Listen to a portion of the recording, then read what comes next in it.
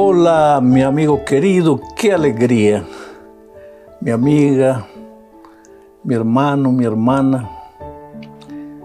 Hay tanta gente linda mirando el programa y mucha gente que entra a comentar, a realizar un pedido de oración. ¿Sabes qué? Realmente siento que tengo una familia grande, grandísima, esparcida por todos los países, diferentes países en el mundo. Y es muy, muy bueno eso. Me da responsabilidad. Sé que cada palabra que digo necesita ser inspirada por Dios. Y por eso siempre que voy a grabar esto, unas horas antes yo pido a Dios que dirija mis pensamientos, que no emita ideas que creen intranquilidad en las personas, sino que lleven esperanza, alegría, paz. Bueno, vamos a estudiar la lección de esta semana, la lección número 8, para el 24 de febrero del año 2024. El título de la lección es Sabiduría para vivir con rectitud. Sabiduría.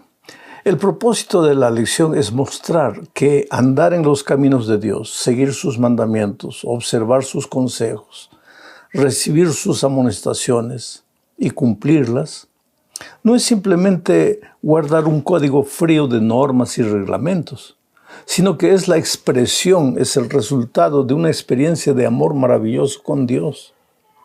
El resultado de eso es bendición.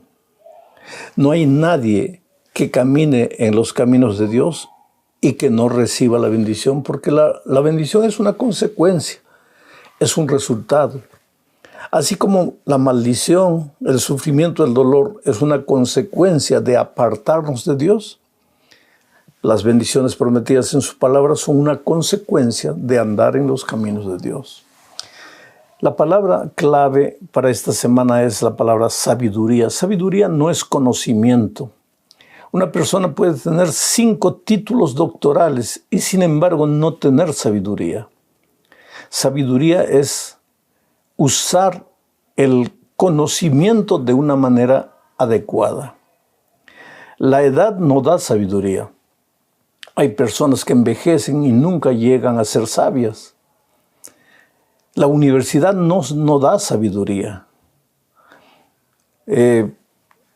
La universidad te puede dar un diploma, un título, pero no sabiduría. Los libros, la lectura, te puede dar mucho conocimiento, pero no sabiduría. Sabiduría es el uso correcto del conocimiento.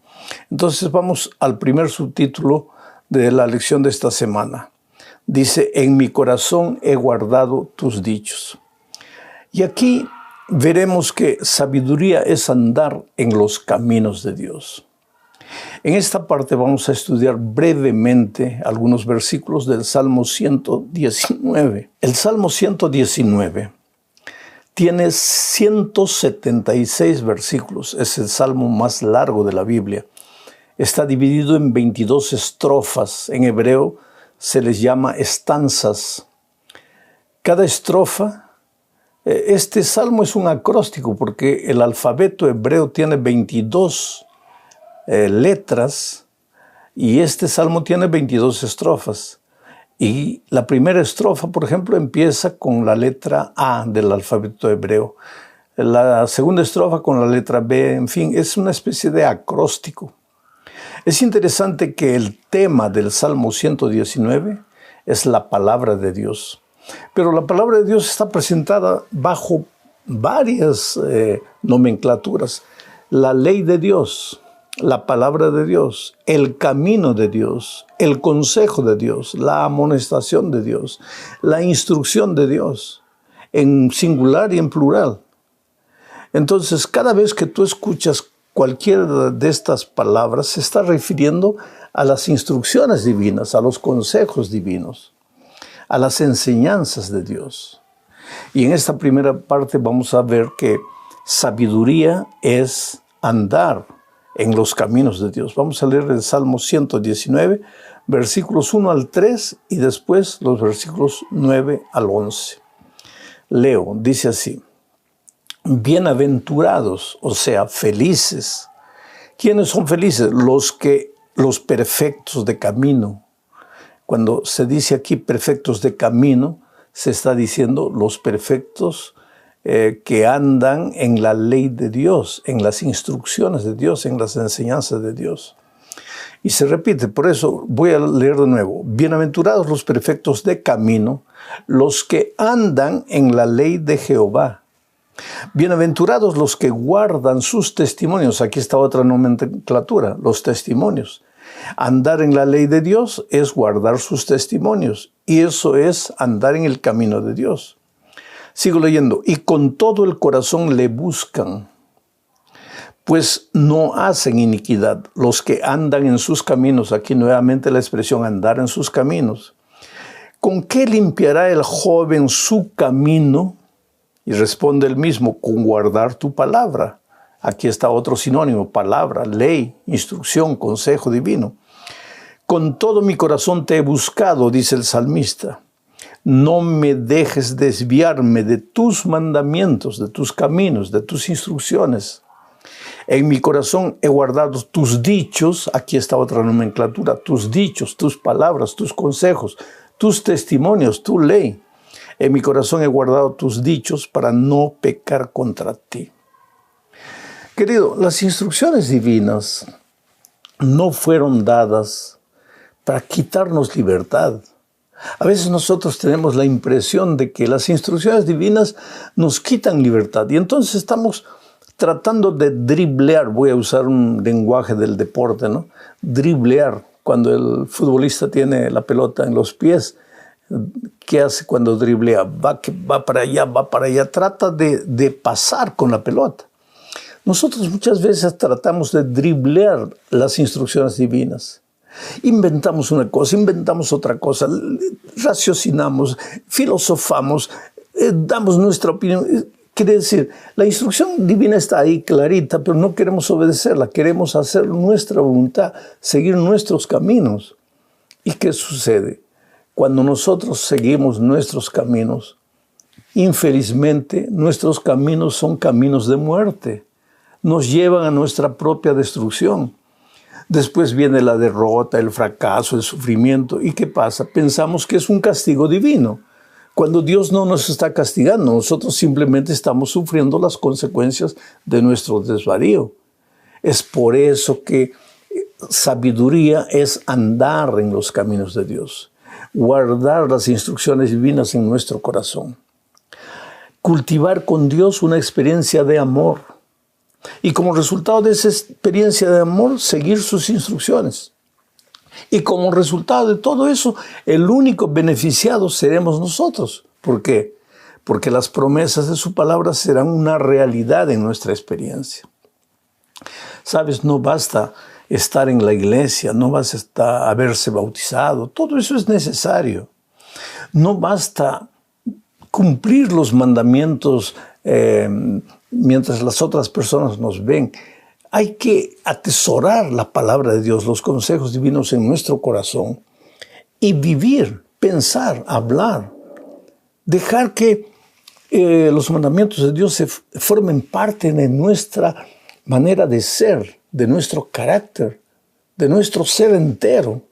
Entonces seremos hombres, mujeres felices que disfrutarán de las bendiciones divinas. Vamos a la segunda parte. Dice: enséñanos a contar nuestros días. Y aquí veremos que vivir con sabiduría significa administrar la vida con sensatez. En la primera parte vimos que vivir con sabiduría es caminar en los caminos de Dios, es seguir sus instrucciones, es obedecer sus mandamientos, es guardar sus testimonios. Pero en esta parte vamos a ver que sabiduría es administrar la vida, el tiempo que Dios nos dio. Para seguir comentando, vamos a leer el Salmo 90, versículos 2 y también el 12. Dice así: antes que naciesen los montes y formases la tierra y el mundo, desde el siglo y hasta el siglo tú eres Dios. Ese es el versículo 2. Aquí se habla de la eternidad de Dios. Aquí se habla de que antes de que existiera todo lo que vemos, ya Dios estaba, ya Dios existía desde la eternidad hasta la eternidad. Para Dios no pasan los días, no pasan los años, los meses. Dios es eterno, es atemporal. Pero entonces viene el versículo 12, y en el versículo 12 dice lo siguiente: enséñanos de tal modo a contar nuestros días que traigamos al corazón sabiduría. Quiere decir, Dios, tú eres eterno, pero nosotros somos finitos, somos temporales. Nacimos para la eternidad. Dios nos creó para que viviésemos eternamente, pero infelizmente el pecado entró. El ser humano escogió el camino de muerte y vino la temporalidad. Ahora, Adán vivió 939 años. Matusalem, el hombre que vivió más, 969 años. Hoy día, si llegamos a 100 años, ya es mucho. Cada vez somos más temporales, estamos limitados al tiempo. Dicen que los años de mayor productividad de un ser humano es entre los 40 y los 55 años. Antes de los 40 tiene un problema que es la juventud, la inexperiencia. Entre los 40 y los 55, él produce todo lo que puede producir. Después de los 55 comienza otro problema que es el envejecimiento. Quiere decir, solo tenemos 15 años de productividad real. El clímax, el ápice de nuestra productividad. Por eso es que el salmista, mirando la eternidad divina y mirando su temporalidad, dice: Señor, enséñame a contar mis días. O sea, enséñame a administrar mis días. Querido, si hay algo que tienes que pedirle a Dios para ser feliz, es que te enseñe a administrar el tiempo precioso que te ha dado. Mira, una persona que, digamos, vive 75 años. Esa persona duerme por lo menos 8 horas por día, o sea, una tercera parte del día, porque el día tiene 24 horas. Si duerme 8 horas, duerme una tercera parte del día.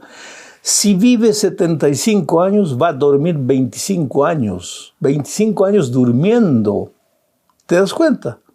¿Cuánto podríamos haber hecho en 25 años? Pero es necesario dormir. Ahora, lo que no es necesario es perder tanto tiempo en extravagancias, especialmente después que se descubrió el Internet y el celular, y en fin, pues dejamos de leer, dejamos de observar la vida, dejamos de conversar con las personas, porque eso es lo que realmente enseña.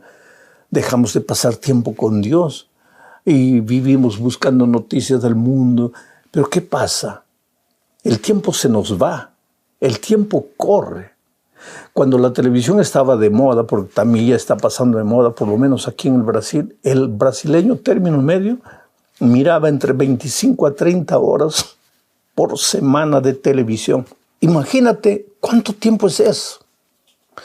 Sabiduría, querido, es aprender a administrar nuestro tiempo, a administrar la vida, administrar la salud, el cuerpo, administrar los dones que Dios nos dio. Y eso solo lo puedes hacer cuando vives una vida, una experiencia de amor diario con Jesús. Vamos a la tercera parte de este estudio. La prueba del Señor. Aquí veremos que vivir con sabiduría es soportar las pruebas de la vida. Soportar las pruebas de la vida. Porque desde que el pecado entró vivimos en un mundo de dolor, en un mundo de turbulencia, de truenos espirituales, emocionales, físicos, de huracanes. Estás tranquilo y de repente te sorprende una noticia de un ser amado que murió, que sufre un accidente, está entre la vida y la muerte. De repente tu negocio va prosperando y de la noche a la mañana se viene para abajo y no sabes qué hacer. Mientras vivamos este mundo enfrentaremos pruebas y sabiduría es saber enfrentar las pruebas. Voy a leer el Salmo 81, versículos 7 y 8. Dice así: en la calamidad clamaste y yo te libré. Te respondí en lo secreto del trueno. Te probé junto a las aguas de Meriba. Oye, pueblo mío, y te amonestaré, Israel, si me oyeres. Aquí se menciona Meriba. ¿Qué es Meriba? En Meriba fue donde el pueblo de Israel rebelde desafió a Dios, creyendo que Dios no sería capaz de resolver el problema. ¿Qué problema enfrentaban? No tenían agua, estaban muriendo de sed. Y ahora decían a Moisés, ¿por qué nos sacaste de Egipto? Nos hubieras dejado allá. Éramos esclavos, pero teníamos agua. Aquí estamos muriendo de sed. El pueblo era un pueblo quejumbroso, siempre reclamando, siempre desafiando a Dios. Y en Meriba desafió a Dios. Y Dios les dio a beber agua de la roca. Agua de la roca. Ahora, en el Salmo 81, que es el Salmo que estamos estudiando, ¿qué hace Dios? En Meriba el pueblo probó a Dios, pero ahora Dios prueba a su pueblo. Hace un juego de palabras en el Salmo 81. Dios prueba a su pueblo y le muestra que mientras viva en esta tierra enfrentará dificultades. Y le muestra que muchas veces frente a las dificultades su pueblo fracasa, su pueblo duda, su pueblo pierde la fe, la confianza en el Dios Todopoderoso que siempre lo cuidó. A pesar de lo que la historia nos dice, a pesar de cómo Dios en el pasado nos protegió, a pesar de las historias bíblicas, Dios alimentó, trajo un cuervo con comida para alimentar a su profeta, el mar se abrió, el maná cayó, la roca proporcionó agua. A pesar de eso, nosotros dudamos hoy y fracasamos. Pero qué bueno es Dios, que mira lo que dice. Voy a volver a leer el versículo 7. En la calamidad clamaste, porque cuando tú dudas de Dios, te metes en problemas. Cuando tú no eres sabio para enfrentar el dolor, las dificultades, cuando tú a la primera tormenta comienzas a llorar y desanimarte, creer que Dios te ha abandonado y fracasas, en ese momento Dios no te abandona. En ese momento Dios viene en tu socorro. Dice, en la calamidad clamaste y yo te libré. Te respondí en lo secreto del trueno. Interesante. El trueno asusta y Dios dice que ahí, en medio de ese trueno que te asusta, está mi respuesta de amor para ti. En esa tormenta que viene a tu vida para asustarte, en ese accidente, en ese fracaso económico, en esa situación emocional turbulenta que estás viviendo, el amor de Dios llega a ti en la voz del trueno. Entonces no te asustes, porque sabiduría es aprender a vivir, a enfrentar los dramas y las luchas de la vida. Querido, el otro día encontré a alguien que me dijo, pastor, yo conozco personas que nunca pasan por pruebas. Y a mí Dios me prueba y me prueba y me prueba. Tal vez sí, querido, pero no es porque Dios tenga favoritos. No es porque Dios a uno le escuche y al otro no. Las pruebas, desde que entró el pecado a este mundo, las pruebas son un instrumento de formación, de educación. No sé si conoces en la carpintería un instrumento llamado formón. Es una herramienta para sacar las asperezas de la madera. El formón hiere a la madera. Menos mal que la madera no tiene sangre, porque si no derramaría mucha sangre. El formón. Y sirve para sacar las aristas de la madera. Bueno, las pruebas son el formón de Dios. Hay maderas que no necesitan formón porque son lisas. Hay maderas que necesitan más o menos el formón y hay maderas que necesitan mucho formón. Así somos nosotros. Dios usa las pruebas a los que necesitamos más pruebas, porque necesitamos pulir el carácter, el temperamento, las actitudes frente a las dificultades. Dios nos va a colocar más formón por nuestro propio bien. A los que menos. Pero Dios sabe. Dios te ama, querido. Ningún dolor, ninguna dificultad llega a tu vida por llegar. Dios te ama. No te olvides de eso.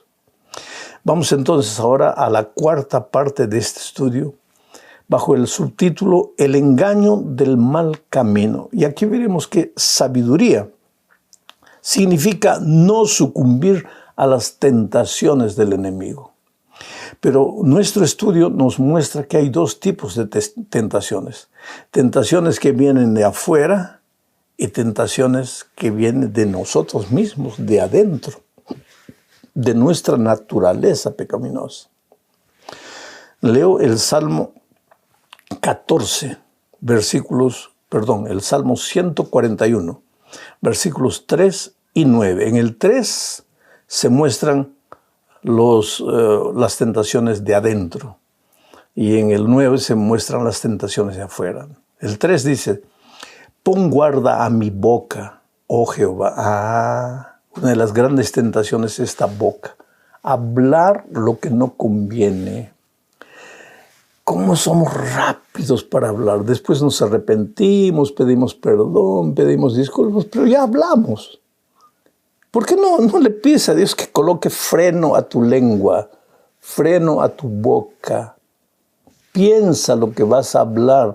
Y yo diría ahora lo que vas a escribir, lo que vas a decir. Piensa para que después no te arrepientas. Coloca freno a tu lengua. Nuestro gran enemigo no está afuera, está dentro de nosotros, en nuestra propia naturaleza. Sigue diciendo el texto, pon guarda a mi boca, oh Jehová, guarda la puerta de mis labios. El versículo 4 también lo voy a leer. Dices, no dejes que se incline mi corazón a cosa mala, corazón. Y cuando habla del corazón, aquí se está hablando de la naturaleza pecaminosa. Cuando Adán fue creado, él no tenía naturaleza pecaminosa. Él vino a este mundo con una naturaleza perfecta. Él no tenía inclinación al mal, él no tenía propensión al pecado. Y me vas a preguntar, pastor, ¿y entonces por qué pecó? Infelizmente pecó por una libre determinación de él, porque él escogió para Adán y Eva obedecer. Era tan fácil como para ti es respirar. ¿Tú te esfuerzas para respirar? No, es una cosa inconsciente. Pues para Adán y Eva, en su naturaleza original, obedecer era como respirar. Pero cuando ellos pecaron deliberadamente, de cierta manera fueron contra su naturaleza de obediencia, adquirieron la naturaleza pecaminosa. Y esa naturaleza pecaminosa pasó a todos los seres humanos. Hoy día nosotros venimos a este mundo con naturaleza pecaminosa, con un corazón engañoso, un corazón que nos hace equivocar constantemente. Es un corazón mentiroso. Es un corazón que cuando estamos bien nos hace sentir que estamos mal y cuando estamos mal nos hace sentir que estamos bien. Es un corazón traicionero.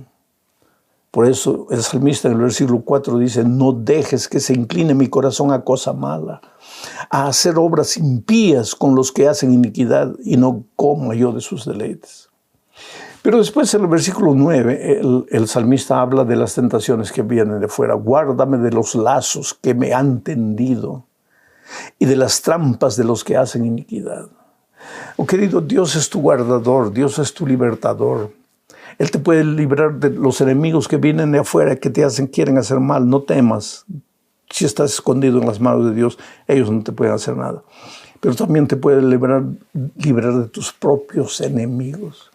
Yo siempre digo que si tú pudieras nanonizarte, este es un verbo nuevo, nanonizar, hacerte pequeñito, bien pequeñito, insignificante y entrar en tu propia mente, tú te asustarías con los fantasmas que habitan en tu propia mente y que quieren controlar tu voluntad. Que tú quieres servir a Dios, pero esos fantasmas propios de la naturaleza pecaminosa te llevan hacia el mal, hacia el pecado. Y sabiduría en la vida es pedirle a Dios que nos libre de las tentaciones exteriores e interiores. Llegamos al fin de este estudio y vamos a estudiar la quinta parte bajo el título de Bendiciones de una vida recta. Y aquí veremos que vivir con sabiduría es esperar con paciencia el cumplimiento de las promesas divinas. Porque Dios ha prometido que si tú andas en sus caminos, pues los resultados van a aparecer. Las bendiciones van a aparecer. Mira lo que dice el Salmo 1, versículos 1 al 3. Voy a leer y comentar un poco. Dice así: bienaventurado, o sea, feliz, el varón que no anduvo en consejo de malos. Aquí se repite algo que el Salmo 119 también habla, de andar en el camino de los malos o andar en el camino de Dios. Tú tienes dos opciones. Escoge el camino de Dios. Aquí el salmista dice: bienaventurado el varón que no anduvo en consejo de malos, ni estuvo en camino de pecadores, ni en silla de escarnecedores se ha sentado, sino que en la ley de Jehová está su delicia, y en su ley medita de día y de noche. Será como el árbol plantado junto a corrientes de aguas, que da su fruto en su tiempo y su hoja no cae, y todo lo que hace prosperará. ¿Te gustaría ser una persona como un árbol plantado a la orilla del río, recibiendo la vida del río, que es Cristo? Tus hojas serán verdes, tu fruto aparecerá en el tiempo cierto, serás prosperado en todo. Qué maravilla, querido. Dios te ama mucho. No es fácil andar en los caminos de Dios, porque el caballito salvaje que llevamos dentro, la naturaleza pecaminosa, constantemente nos lleva para el mal, para el camino de lo que llamamos libertad, cuando la verdadera libertad está en Cristo. Pero si conoces el plan divino para tu vida, vas a clamar a Dios y decirle: Señor, coloca un cabresto en esta fiera salvaje, en este caballo chúcaro. Ayúdame a andar en tus caminos. Ayúdame a caminar contigo. Y el resultado de eso va a ser felicidad y prosperidad para tu vida.